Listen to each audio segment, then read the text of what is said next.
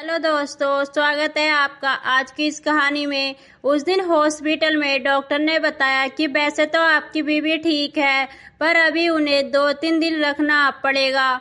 मैं खुश हुआ, कम से कम सोनम और मेरा नवजात बेटा ठीक है। मैं अंदर पहुंच गया। वहां कामनी मेरे बेटे को गोद में लेकर मेरी पत्नी के पास बैठी हुई थी। कामनी मेरी साली लगती थी।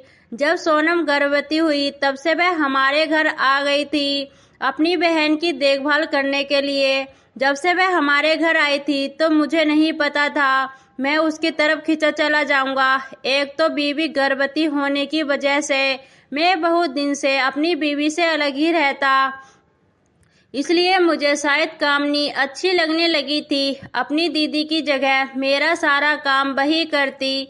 जब मैं रात को उसे सोनम की नाइटी में देखता तो मेरा मन मचल कर रह जाता, पर मैं अंदर से जानता था यह गलत है, पर मैं अपने मन को नहीं मना पा रहा था।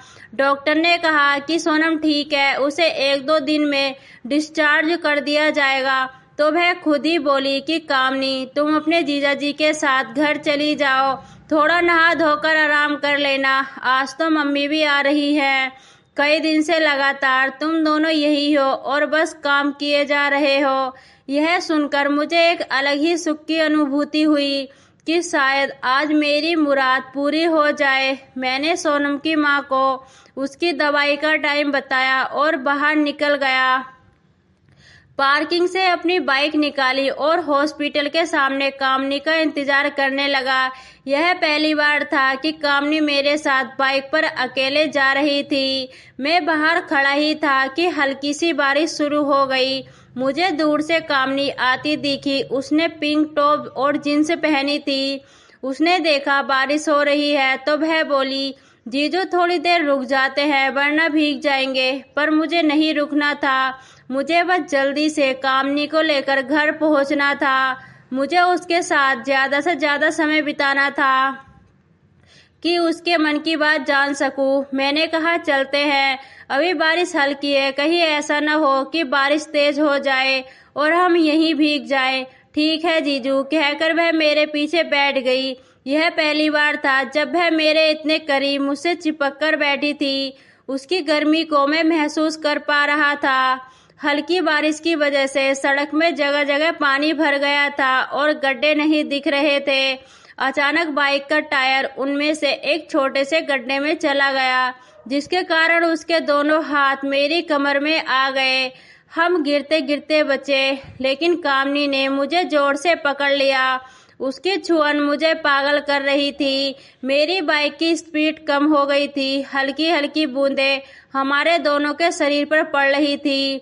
कपड़े भी गीले हो गए थे, पर शरीर की गर्मी शांत नहीं हो रही थी। जिस तरह से कामनी ने मुझे पीछे से पकड़ा हुआ था, मुझे नहीं लग रहा था कि कामनी को मनाने में ज्यादा मेहनत करनी पड़ेगी। हल्के से ब्रेक लगने पर भी वह पूरी तरह मुझसे चिपक जाती। कुछ देर चुप रहने के बाद मैंने ही कामनी से पूछना शुरू किया कि वह अपनी दीदी को ठीक से दवाई समझा तो आई ना। उसने कहा, हाँ जीजू, मैं अच्छे से समझा आई हूँ। बाबू को भी सोने के लिए तैयार कर आई हूँ। अब उन्हें कोई परेशानी नहीं होगी। थोड़ी ही देर में कामनी फ्रैंक हो गई और बातें करने लगी। बातों ही बातों में मैंने उससे पूछा, तुम्हारा कोई बॉयफ्रेंड है?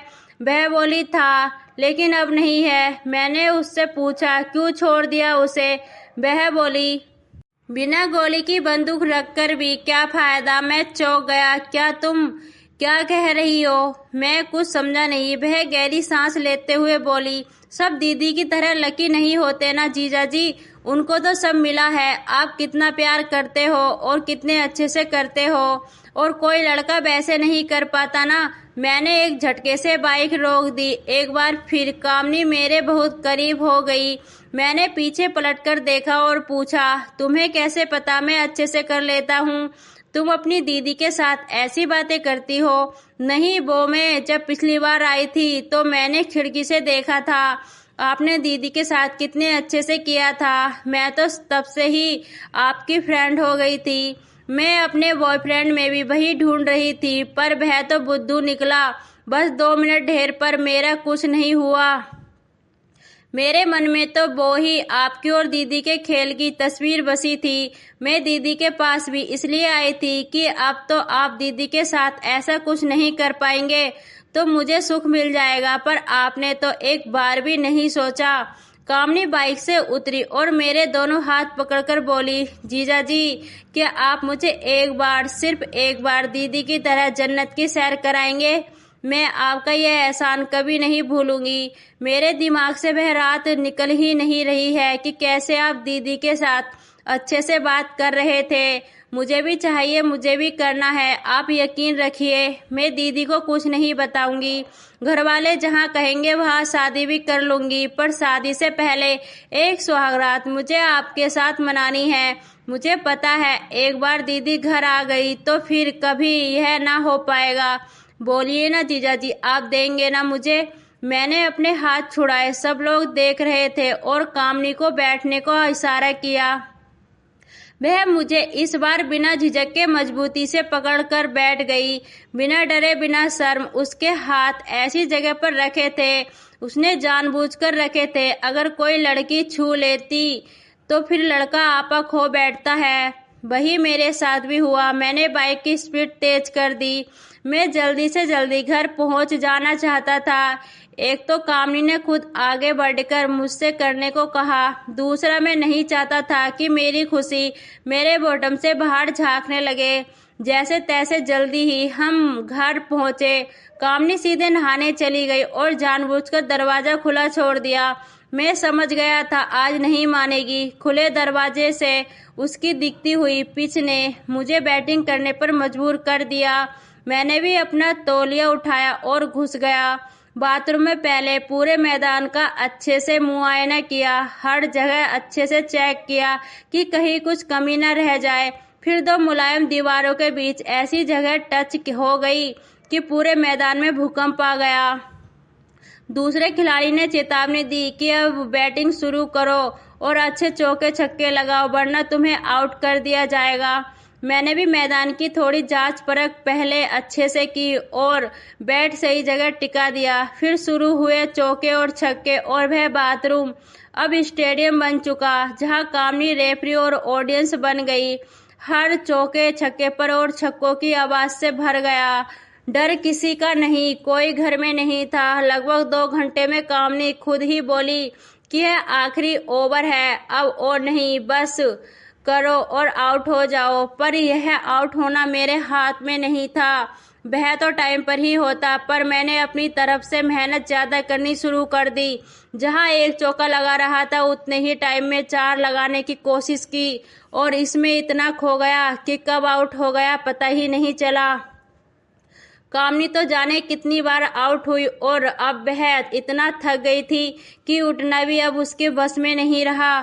वही आंखें बंद करके लेटी रही। थोड़ी देर में मैंने ही उससे पूछा कैसी रही। वह मुस्कुराई और बोली, बहुत अच्छी, और उठते हुए बोली, चलो अब नहा लो।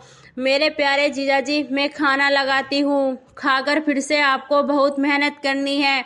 मैं खुश हो गया और खाना खाते ही हम फिर पहुंच गए बेडरूम में।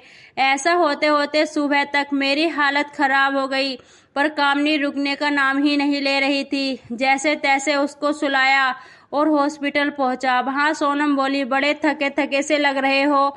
तो मैंने हंसकर जवाब दिया, हाँ, वह तुम्हारे लिए एक तुम्हारे मायके की नई प्रॉपर्टी देखने गया था और मैदान पसंद आ गया तो कई राउंड लगाए, इसलिए थक गया। सोनम को कुछ समझ नहीं आया। तो दोस्तों, कैसी लगी कहानी? अगर वीडियो पसंद आई हो तो वीडियो को लाइक और चैनल को सब्सक्राइब जरूर करें। धन्यवाद। मिलते हैं अगली वीडियो में, तब तक के लिए